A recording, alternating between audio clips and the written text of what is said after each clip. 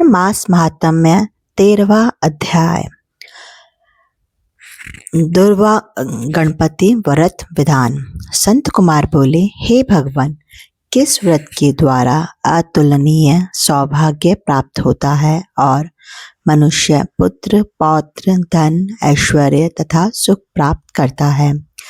हे महादेव, व्रतों में उत्तम उस व्रत को आप मुझे बताइए।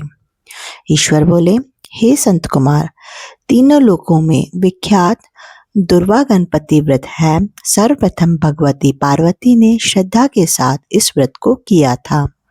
हे मुनि सत्तम, इसी प्रकार पूर्व में सरस्वती, महेंद्र, विष्णु, कुबेर, अन्य देवता, मुनिजन, गंधर्व, किन्नर, इन सभी ने भी इस व्रत को किया था। श्रावण मास की शुक्ल पक्ष की शुद्ध व महापुण्यदायिनी चतुर्थी तिथि को इस व्रत को करना चाहिए, क्योंकि उसी दिन सभी पाप समूह का नाश हो जाएगा। चतुर्थी के दिन स्वर्ण पीठासीन स्थित एक दंत गजानन विघ्नेश की स्वर्णमय प्रतिमा बनाकर उसके आधार पर स्वर्णमय दुर्वा को व्यवस्थित करने के पश्चात विघ्नेश्वर को रक्त वस्त्र से वैष्टित ताम्रमय पात्र के ऊपर रखकर सर्वोभद्र मंडल में रक्त पुष्पों से अपामार्ग, शमी, दुर्वा, तुलसी, बिल्व पत्र, इन पांचों पत्रों से, अन्य उपलब्ध सुगंधित पुष्पों से, सुगंधित द्रव्यों से, फलों से तथा मोदकों से उनकी पूजा करनी चाहिए और इसके बाद उन्हें उपहार अर्पित करना चाहिए। इस प्रकार अनेक उपचारों से भी गिरिजापुत्र विघ्नेश की पूजा करनी चाहिए। इस प्रकार कहें, स्वर्ण निर्मित इस प्रतिमा में मैं विघ्नेश का आह्वान करता हूँ। कृपानिधि पधारे। इस स्वर्णमय सर्वोत्तम रत्न जटित सिंहासन को मैंने आसन के लिए प्रदान किया है, इसलिए विश्व के स्वामी इससे स्वीकार करें। हे उमासुत, आपको नमस्कार है। हे विश्वव्यापन, हे सनातन, मेरे समस्त कष्टों को आप नष्ट कर दें। मैं आपको पाठ्य समर्पित करता हूँ। गणेश्वर देव, उमापुत्र तथा मंगल का विधान करने वाले को यह अर्घ्य प्रदान करता हूँ। हे भगवान, आप मेरे इस अर्घ्य को स्वीकार करें। विनायक, शूर तथा वर प्रदान करने वाले को नमस्कार है। नमस्कार है, मैं आपको यह अर्घ्य समर्पित करता हूँ, इसे ग्रहण करें। मैंने गंगा आदि सभी तीर्थों से प्रार्थना पूर्वक यह जल प्राप्त किया है। हे सुरपुंगव, आपके स्नान के लिए मेरे द्वारा प्रदत्त इस जल को स्वीकार कीजिए। सिंदूर से चित्र तथा कुमकुम से रंगा हुआ यह वस्त्र युग्म आपको दिया गया है, आप इसे ग्रहण करें। लंबोदर तथा सभी विघ्नों का नाश करने वाले देवता को नमस्कार है। उमा के शरीर के मल से आविर्भूत है। हे गणेश जी, आप इस चंदन को स्वीकार करें।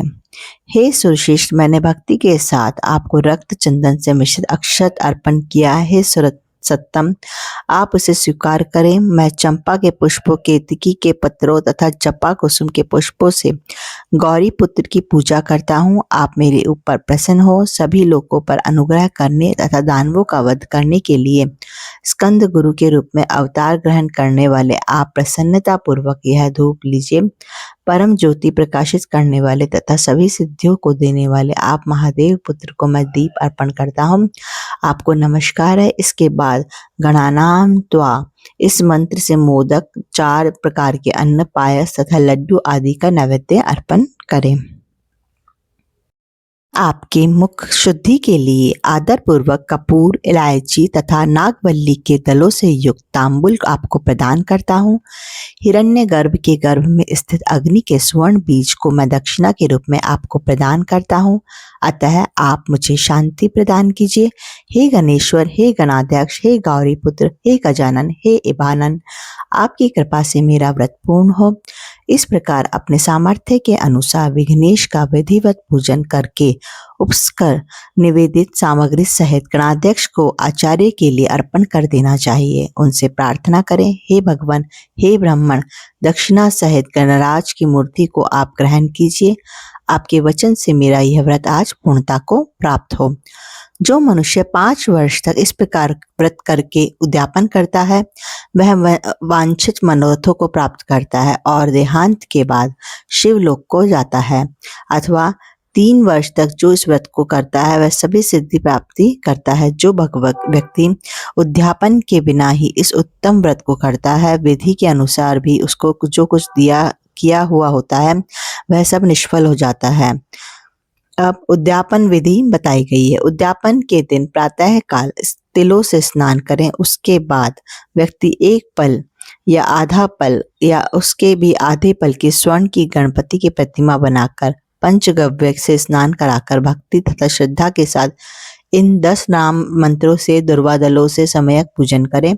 हे गणाधीश, हे उमापुत्र, हे अघनाशन, हे विनायक, हे ईशपुत्र, हे सर्वसिद्धि प्रदायक, हे एकदंत, हे वक्त, हे मूषक वाहन, आपको नमस्कार है। आप कुमार गुरु को नमस्कार है। इन नामों पदों को से पृथक पृथक पूजन करें। पहले दिन अधिवासन करके प्रातः काल ग्रह होम करके दुर्वादलों तथा मोदकों से होम करना चाहिए। उसके बाद पूर्णाहुति देकर आचार्य आदि का विधिवत पूजन करना चाहिए और घट तुल्य थनों वाली गाय का दान अपनी सामर्थ्य के अनुसार करना चाहिए। हे वत्स, इस प्रकार व्रत करने पर मनुष्य सभी मनोरथों को प्राप्त कर लेता है। हे संत कुमार, आपने प्रिय पुत्र गणेश जी के व्रत करने से संतुष्ट होकर मैं उस मनुष्य को पृथ्वी पर सभी दुख सुख प्रदान करके अंत में उसे सद्गति देता हूँ। जैसे दुर्वा अपनी शाखा प्रशाखों से के द्वारा व्रत की वृद्धि को प्राप्त करता है, उसी प्रकार उस मनुष्य के पुत्र पौत्र आदि संतति निरंतर बढ़ती रहती है। हे संत कुमार, मैंने दुर्वा गणपति का यह अत्यंत गोपनीय व्रत कहा है। सुख चाहने वालों को इस सर्वोत्कृष्ट व्रत में को अवश्य करना चाहिए। इस प्रकार श्री स्कंद पुराण के अंतर्गत ईश्वर सनत कुमार संवाद में श्रावण मास महात्म्य में दुर्वा गणपति व्रत कथन नामक 13वां अध्याय पूर्ण हो।